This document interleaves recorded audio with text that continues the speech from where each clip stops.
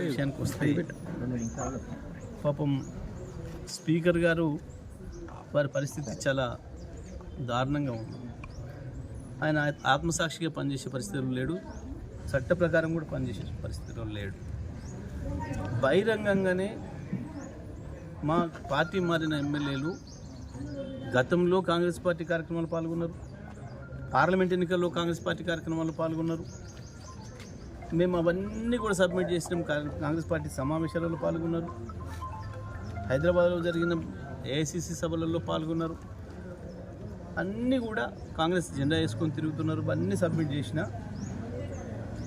దానికి కూడా స్పీకర్ గారికి కనపడలేదట. వాళ్ళు చాలా వికార్సైన చాలా బుద్ధి కలిగిన బీఆర్ఎస్ పార్టీ ఎమ్మెల్యేలుగానే తిరుగుతున్నారట, కేసీఆర్ శిష్యులుగా తిరుగుతున్నారట. మరి నిన్నివాళ గత వారం రోజులుగా ప్రతిరోజు మీడియాలో వస్తుంది, కనబడుతుంది.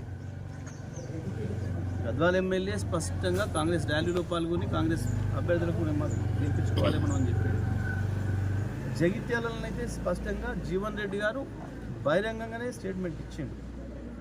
మా 30 సీట్లు కాంగ్రెస్ పార్టీ సీట్ ఎట్లు ఇస్తావు నువ్వు, నేను ఎట్టి బస్సులో ఒప్పుకోను, 50 సీట్లు నాకు కావాలని ఆయన సంజయ్, డాక్టర్ సంజయ్ ఎమ్మెల్యే ఇంత స్పష్టంగా కనబడుతుంది.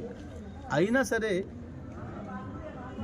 స్పీకర్ గారు ఆ పిటిషన్ డిస్మిస్ చేయడం అనేది దురదృష్టకరం. వీళ్ళకి ఏమాత్రం చట్టం అంటే గౌరవం లేదు, న్యాయం అంటే గౌరవం లేదు. తప్పకుండా మేము కోర్టులో తేల్చుకుంటాం.